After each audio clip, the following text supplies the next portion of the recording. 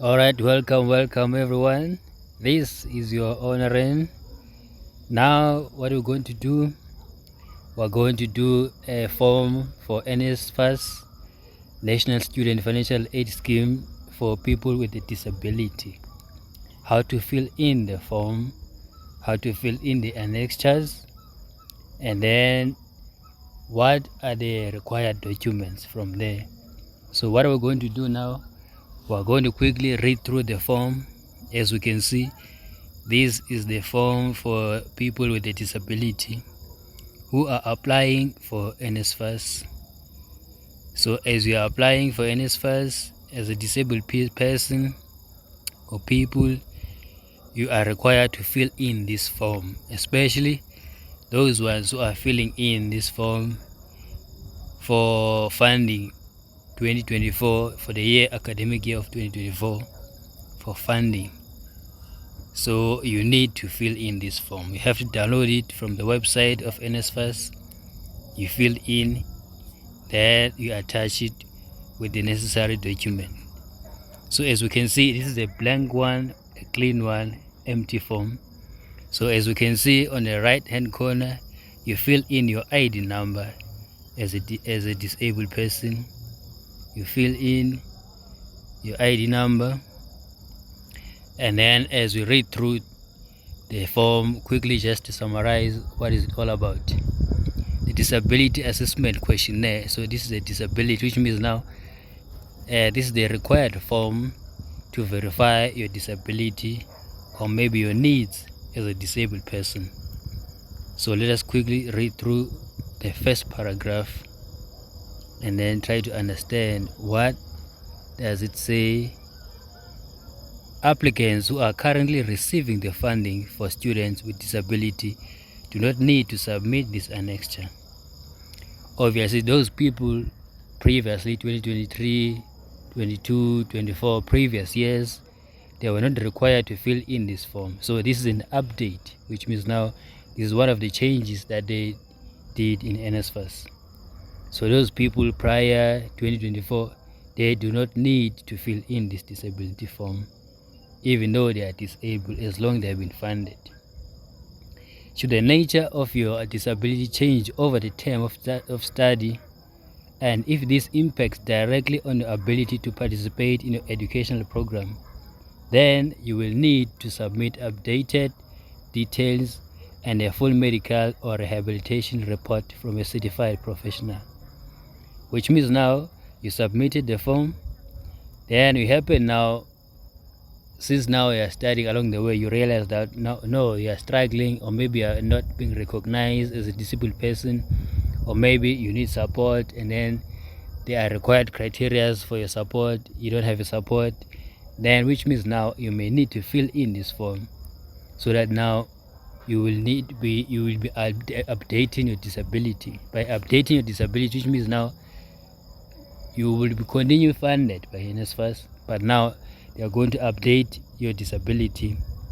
Therefore, they will highlight that, okay, this person he or she needs maybe support for educational support, or maybe for certain schedule, for example. So now maybe you are writing exam and then you need extra hour. They will now highlight that okay, you need some of those things. So that is why you need to update this one. Now, in order to update this, which means now you will need to submit updated details and a full medical report. Therefore, now you have to go to your doctor and then request a form for your disability, and they will state there what is your disability and what is your needs for that certain disability, so that when you're attending a school, they will now attend to your needs as a disabled person. Failure to provide the information requested on all pages will render this application incomplete, which means now the required information, if it is not submitted, the overall application will not be considered. Therefore, it will be failed, or maybe it will be rejected. So obviously, you don't want NSFAS to reject your form. So you have to request, or you have to submit the required document. So let us go through now to the next paragraph, and read through the next paragraph so that we can briefly explain and then be able to understand. Please complete in detail in legible handwriting with certification and verification by a registered healthcare professional or disability support office where indicated. Please see notes at the end of this document for more information regarding the completion of the form. So briefly, this means now, obviously this one you may need to print it out, this one, because it requires multiple people. It requires you as a disabled person, and it requires the doctor or the medical practitioner who's going to fill in the details. So which means now you may print it out, fill in the detail, and go to your doctor. Then the doctor will fill in the information, and then you will take it back to you. Or but the simplest way, you can do it online. We're going to show you how to do it online, so that after you done your completion, you can just email the document to your doctor or practitioner, and the practitioner may also fill in online and then send it back to you. And then what you're going to do now, you are going to save it as a PDF and you send it to NSFAS. That is what we're going to do now. We're going to help you to do that. Please see notes at the end of this document for more information regarding the completion of the form. This form should accompany your application for financial assistance. If you have indicated that you have a disability, all information contained in this form will remain with the university or University of Technology and NSFAS only, and will remain confidential. So now they are writing their oath that okay, this information will remain with the university that you apply to, or if you apply to a University of Technology, it will remain in that university, and it will remain with NSFAS. It will not be forwarded to any other institution other than NSFAS and your university. So from here now, we're going to explain the disability, which means now explaining of disability, Washington group, and then there are groups now here on the left hand side. Those groups, we have to read through them, and then we'll go through so that you may understand. First of all, in the group we have a sensory disability. We have a sensory disability. You know, when we talk about sensory disability, this one means now when you talk about senses, basically senses that as a person you have. Those senses, like maybe blind, partially sighted, maybe a deaf, maybe hearing impaired, hard of hearing, deaf, blind, which means now those are part of the senses. As we go down now, we have another one on the right hand side. This one is specific learning developmental disability. So for specific learning, you may need some assistance. We have that one, and the other one we have psychological. As we have this one, psychological, psychiatric disability. Then we have physical disability. All these disabilities are different, and they need to be adhered to. And then we have another one, any disability not mentioned above. Obviously, some of the disability are not mentioned here, but for the sake of the form, they only mention the most common one, and then the others you may just fill in. Physical disability of a temporary nature, which means now temporarily, after 6 months or maybe certain period, it will get you will get back to normal. So let's go back to the sensory disability. From sensory disability we have blind, which means now as a blind person, this is the one we are going to take now. As a blind person, your eyes cannot function, no function of vision. Then at the same time we have the other one under sensory, partially sighted, functional vision with limitations that may be reduced through the use of electronic or manual low vision devices. Vision cannot be fully corrected through the use of prescription lenses. So partially sighted, so these are the causes that, okay, maybe you're fully sighted, but now because of using more technology, maybe computer, and then maybe you're working with welding, so the welding maybe affected your eyes, or maybe the light of the computer affected your eyes, therefore it get to a point where you are partially sighted. You may feel in that particular space there that, okay, I am partially sighted. Then we quickly go through the next one. Deaf with capital D. Obviously there are two deafs here, with a lowercase and a capital D. So let's see the difference. With the capital D, little or no hearing, generally makes use of South African Sign Language and typically subscribes to deaf cultures. So these ones are people who have no hearing at all, who generally uses sign languages. As we all know that we have sign languages as one of our official languages in South Africa. So those are for people who are using sign languages for deaf people. Then we have now a deaf with now lowercase.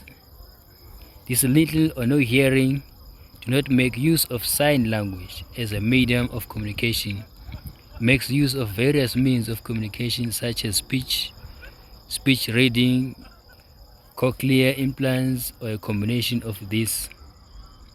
Aligns with impairment, disability, and the hearing world. From there we have hearing impaired. So this is mostly about hearing impaired. None or little or some hearing generally makes use of appropriate hearing technology, cochlear implants, hearing aid, and other assistive listening or living devices, and typically uses verbal communication, align themselves with impairment and the hearing world. So this one, as you have a disability of a hearing impaired person, maybe you're using one of these gadgets or technology to help you, then you may apply and then specify that I have a disability of hearing impaired. From there, hearing impaired, we have a hard of hearing. So this is another one of hard of hearing. Persons with different degrees of hearing loss who do not align with impairment and disability. Hard of hearing. So these are people different degree of hearing loss. So let's say now maybe you cannot hear a teacher when he says something unless maybe you are too close to the teacher. You see, it depends, but now you may also apply, which means now you have to choose which one among this category that it is yours based on your disability. Then we have a deaf or blind. So this one of blindness, no function or vision of hearing. No function or vision of hearing.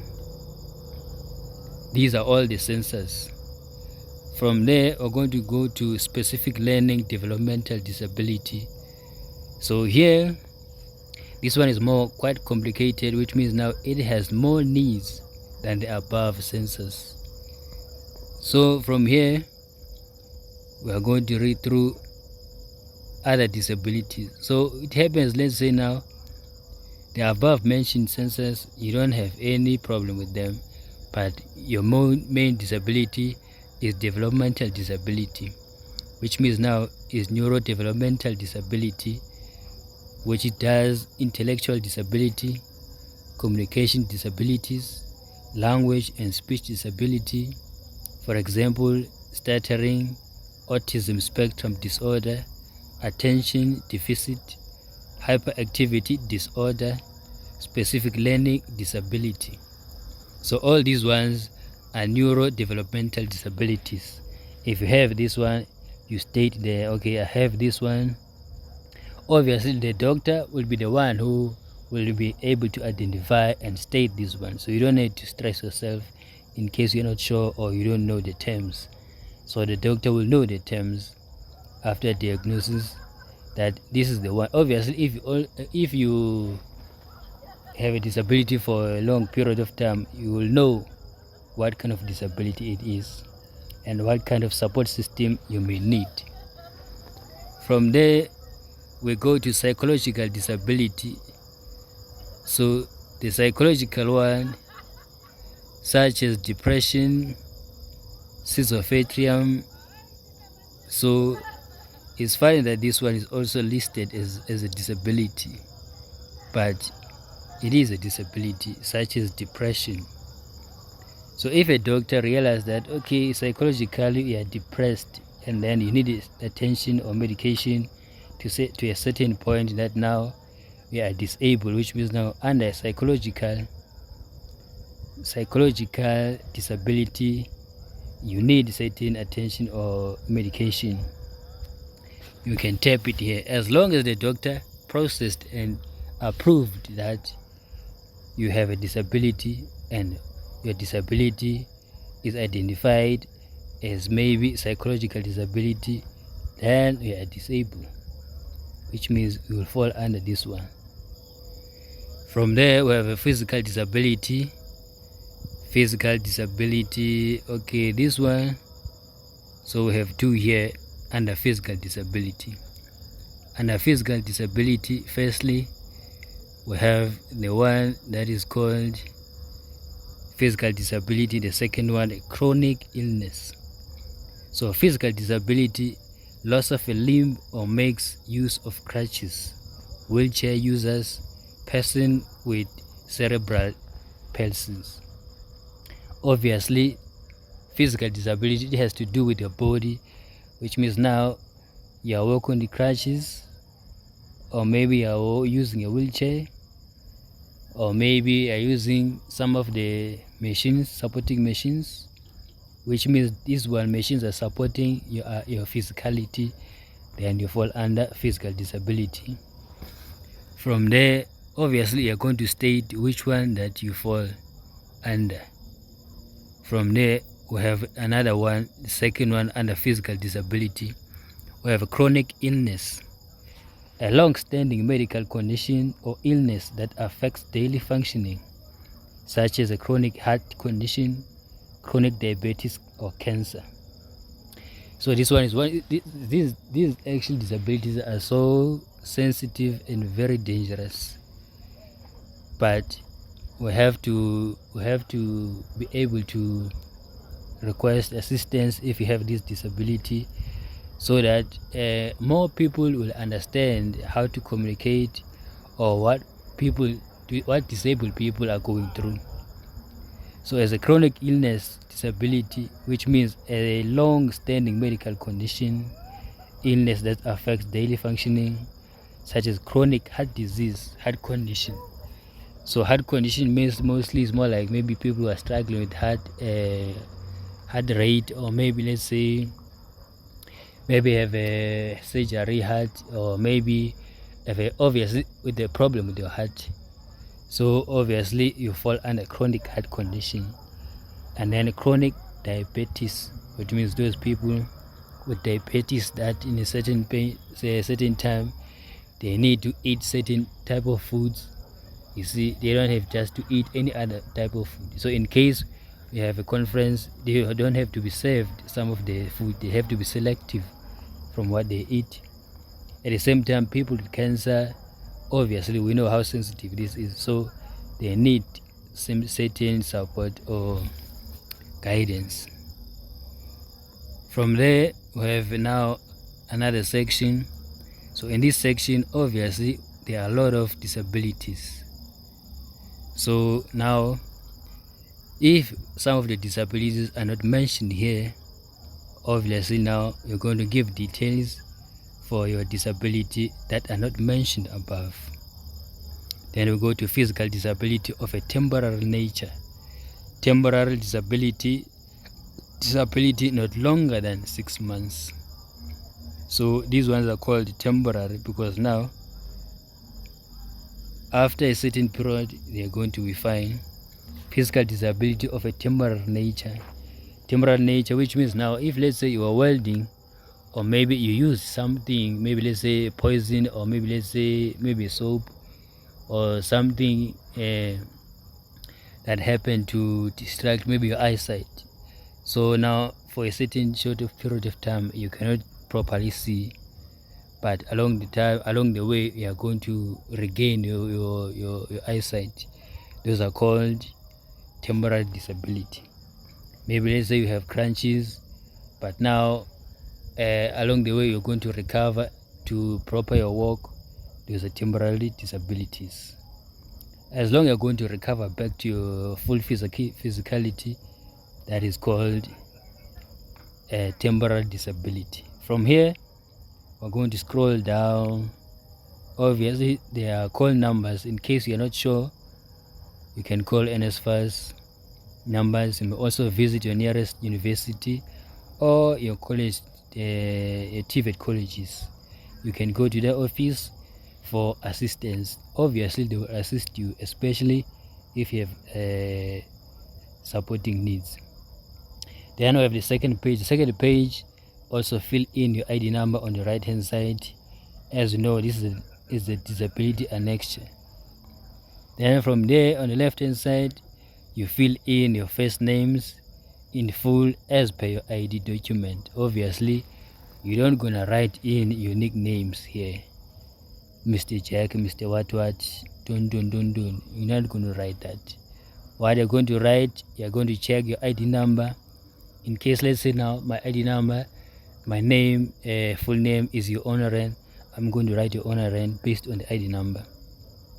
And then if I have to write my surname as your ID number, I'm going to write my surname, your honorant, for example. From there, we have a disability information.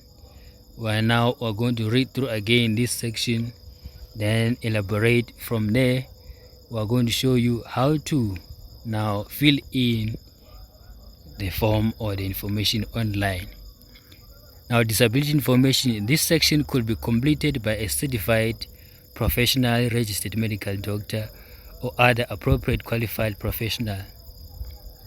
Optometrist, psychotherapist, disability unit head, who can confirm the disability status of the student and state what support the student requires and how the student will benefit from the support proposed.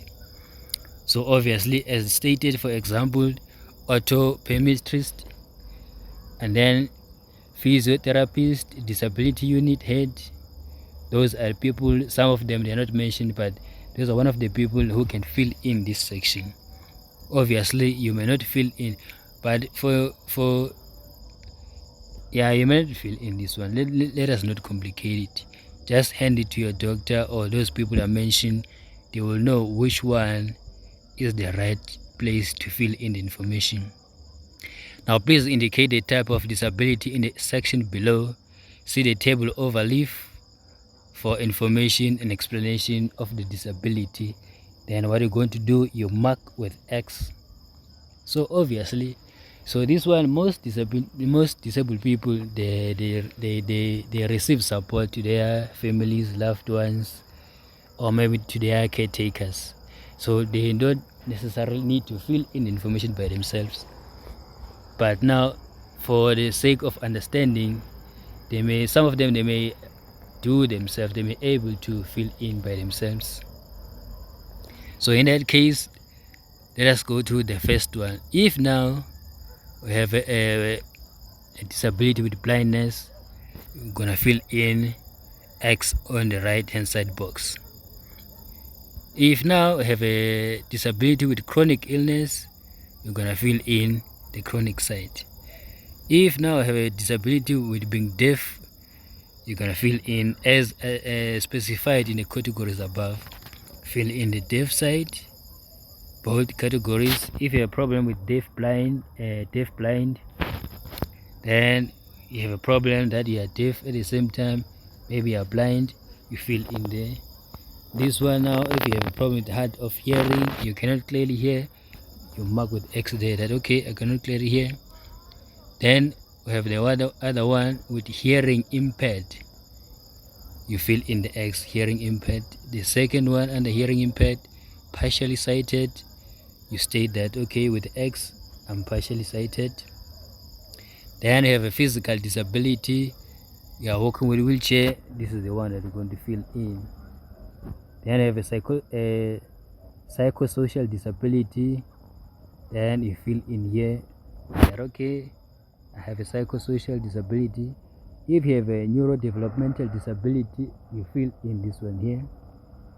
Then if you happen to have a disability that is not mentioned above, then you write here, you mark here any other disability, then the doctor obviously will know. So as the student, you don't need to stress yourself. You just have to provide to the doctor, or maybe if you're a guardian or a parent, you're looking after the disabled person, no need to stress yourself. Then from there, we are going to check the box what they're going to fill in, or the doctor what is going to fill in. Please provide further details if you have a disability not mentioned above. Please give detailed explanation and provide a medical report from a medical practitioner. Obviously this one, if a disability is not mentioned there, you're going to mention a disability within this category.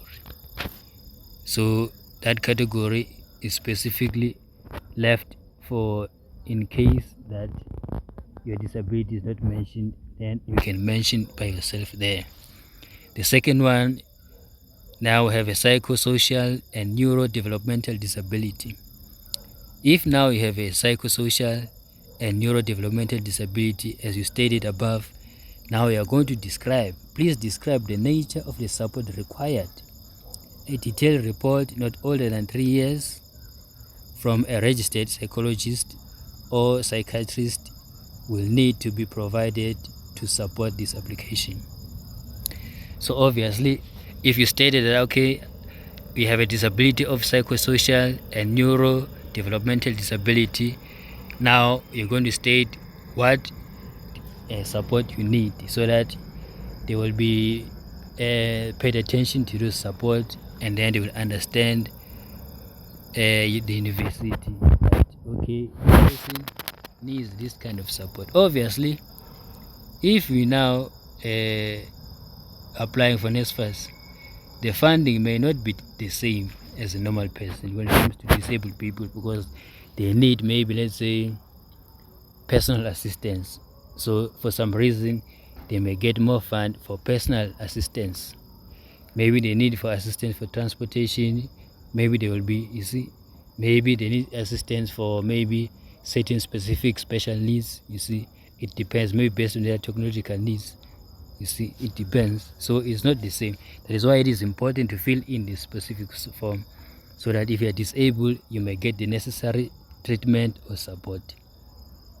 So now we have the third one, the third block now, the chronic illness.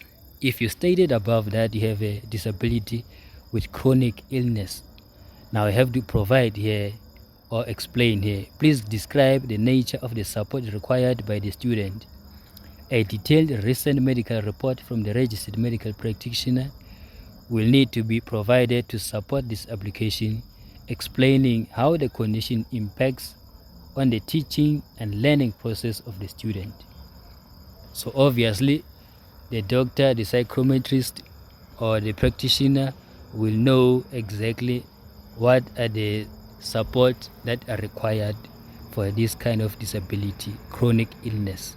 So you have to state there that, okay, you have a chronic illness, what support, kind of support you may need. You're going to state here. Actually, I'm going to provide for some examples for chronic illness. What chronic illness, what are some of the needs for people with chronic illness, and then what are the needs for people with psychosocial and neurodevelopmental disabilities, some of their needs. So obviously, as normal people, we don't necessarily pay attention to this type of disabilities, but now we have to somehow need to pay attention, or maybe to understand some of these people, what do they need. So we have the last box now here, details of a practitioner. So now the details will be the person who filled in this type of form or this section. So the doctor, psychometrist, or will be the one who going to fill in the information here. So if completed by the university or college disability unit, this form must be completed by the head of the unit.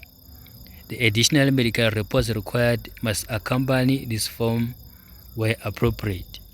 So obviously, if this medication, this practitioner is from a university, completed from university, they're going to write here. From a college disability unit, they're going to write here. Or maybe from a public hospital, they're going to fill in here their details. Then from there, we have a date, which means now it begins with the year and the month and the date. You will fill in, or the doctor may fill in. The last part, you have a signature. Then you may sign in. On the right hand side, the organization stamp, which means now the doctor who now filled in the information will be the one who is required to make a stamp here, or to put the stamp here based on their organization. If it's a public organization, maybe hospital, they're going to put hospital stamp. If the form is being filled in university, they're going to make a fill in the university stamp, or college, they're going to fill in the stamp for that particular university. So from here, this one is the empty one. I'm going to show you now how to fill in online this form and then be able to submit it. So what we have now here, we have a form, which means we download it from the website of NSFAS form. From there, we open it on Microsoft Office 365. So you open it and then you press edit. When you press edit, on the downside, you're going to see those pens. We have a rubber, a black pen, a red pen, and a blue pen as the colors, and then we have a highlighter. So now for the sake of the video, I'm going to choose the blue one. So I'm going to choose the blue pen to fill in information. From the top hand right, now we have two arrows. The one arrow, the first arrow, which means now if you're writing something, let's say in case like this, you're writing this by mistake, you can just tap the arrows, which means it will clear everything. Then the second arrow, you want to go back to that, you can go back to that. And then the other one, in case you want to write some note, extra note, you may just add that one to write in some note. But in this case, we don't need to write any note. Now I have the other one, which means now is a T plus. The T is for a text. So now if you want to add some text, you're going to tap this one. So what we're going to do now, we're going to put our ID number. So we're going to tap number 1, and then down here we're going to tap so we're going to tap number 1, 2, 3, put our ID numbers. But now when we tap the T, what is going to appear is the black ink. From that black ink, we can see now we have a black ink. In case you want to fill in the form with the black ink, you choose the black ink, and then from down here you can adjust here that from the font size, you can just adjust it to number 6 so that you may tap in and fill in within the boxes. What we're going to do here, we're going to choose blue pen. Then from there we tap back, it appears the blue one. Then we're going to tap here. In case now we want to add ID numbers, we tap number 2, we tap space, we tap number 3, we tap space, 4, space, 5, space, 6, space, 7, 8, space, 8, space, 9, space, 1, space, 2, space, 3, space, 4, space, 5. So we have ID number. This is what we're going to do. From here we're going to slide it in. We're going to slide it in within now the boxes. Then we're going to check within the boxes how did it fit in. So this is how it works now. From here we can see that okay, we need to open some more spaces. We tap in back here and then we press edit. So from here what we can do now, we can just adjust by pressing some more space. 1 space, 2 space, 3 space. So we're aligning this within the boxes. We have to align it within the box so that it will be simple. So you don't have to rush, you don't have to stress yourself. You can just quickly tap in your own pace. But you have to make sure that these numbers fall in within the boxes as ID number. So we're just gonna press space between the numbers, press space between the numbers, and then we're going to try to see. This is how we adjust it. We count now 1 2 3 4 5 6 7 8 9 10 11 12 13 digits. So which means now we have enough digits. Then we adjust, boom, that's how it is. So you have all your ID numbers within the boxes. That's how you fill in the form. From here we scroll down, you read through this now section, you choose the one category that is yours. Then from there you tap in your ID number, you just tap add the pen, you edit, you tap the T, then we tap 2 again, space, space, 3, double space, 4, double space, 5. So we don't want the dots, double space, 5, double space, 6, double space, 7, double space, 8. We have to avoid the dots, double space, 8, double space, 9, double space, 1. So here you put your ID number again, double space, 2, double space, 3, double space, 4, double space, 5. Now we want to align it within the ID section. So obviously we have to count 1 2 3 4 5 6 7 8 9 10 11 12 13 digits. So as you can see now, trying to align it, boom, here we are. They're all within the category. From there what we're going to do, we continue pressing the T, we write your name. My name now is the owner, and obviously we tap capital numbers. If you are using a laptop or cell phone, simple, just press in the caps lock, then you put in your name. So you tap in your owner. So here's mine, your owner. So it's YOURHOUREN.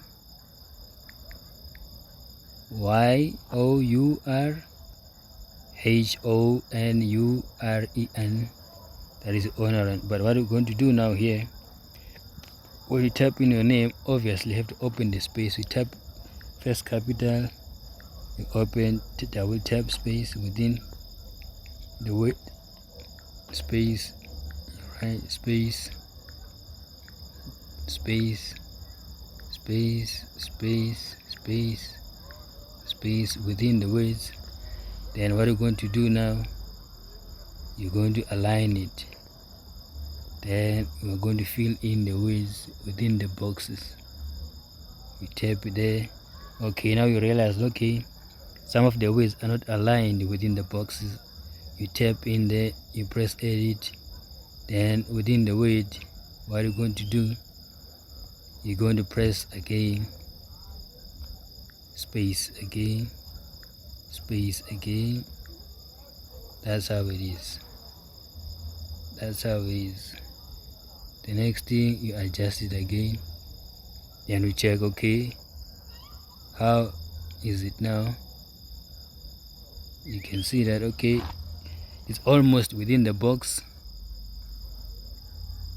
By taking your time, you just align it,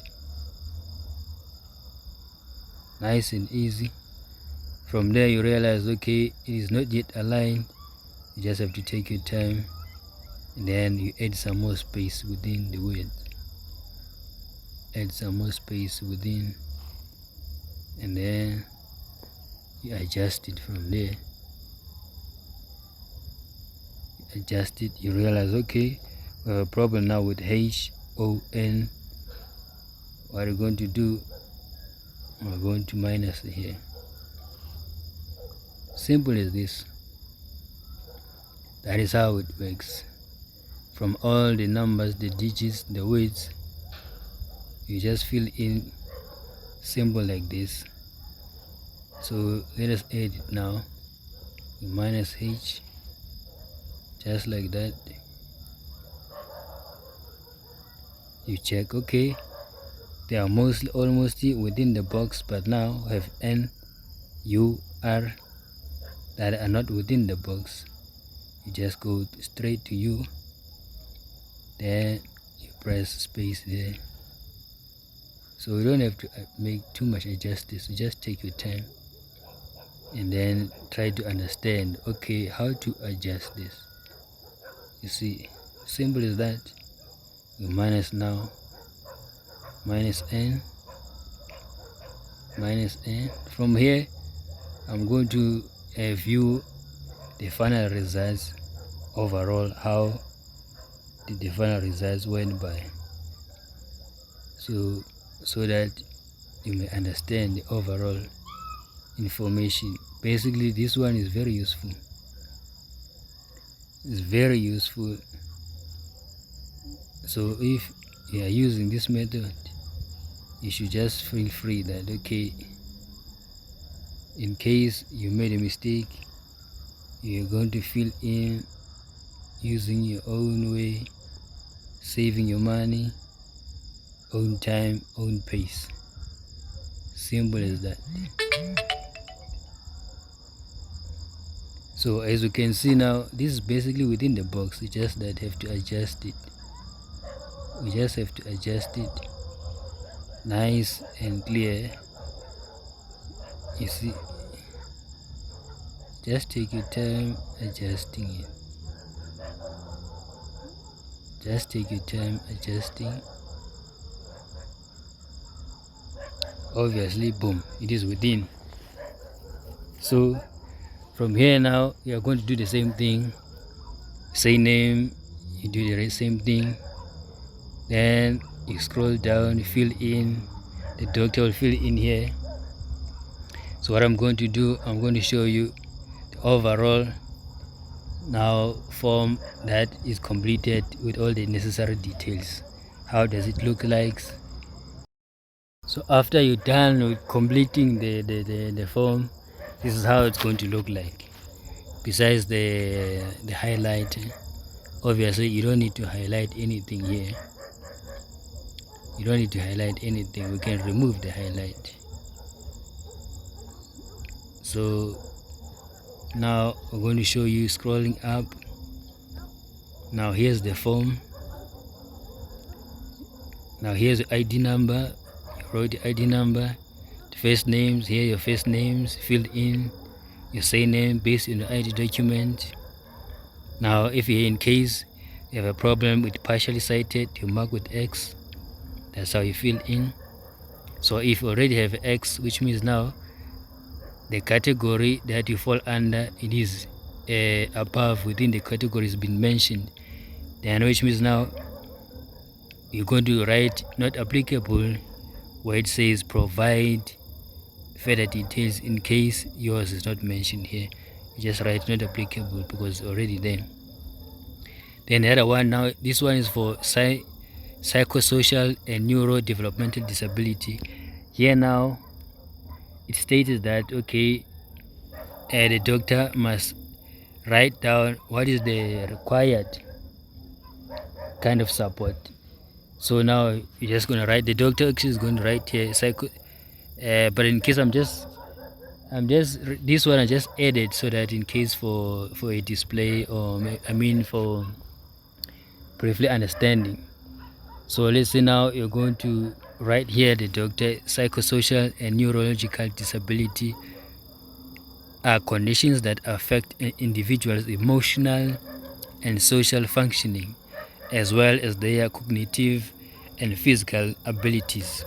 So obviously, if they affect your emotions and affect your social functioning as well as your cognitive, you're going to need support in emotional.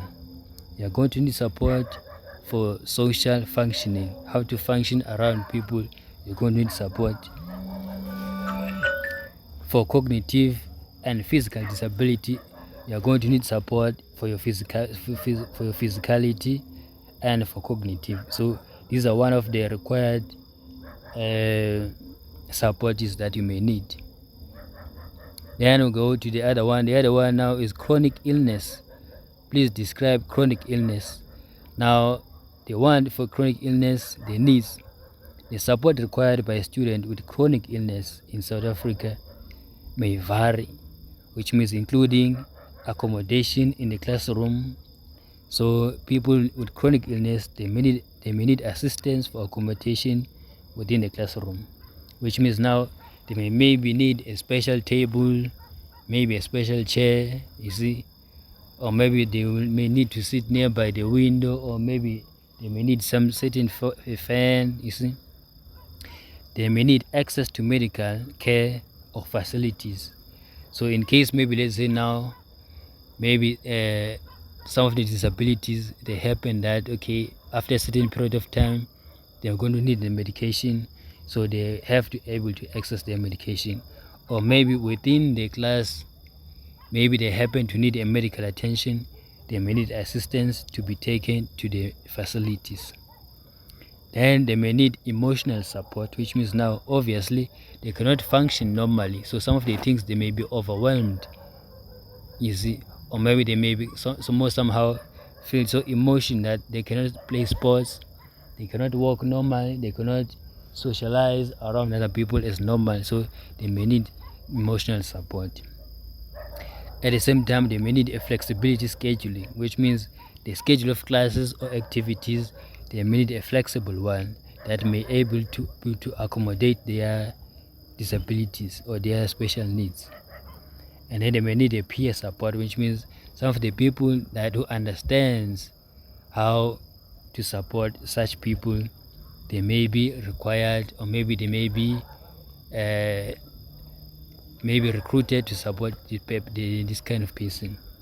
Okay, you have this peer of people, you are studying together, please take care of this kind of disability.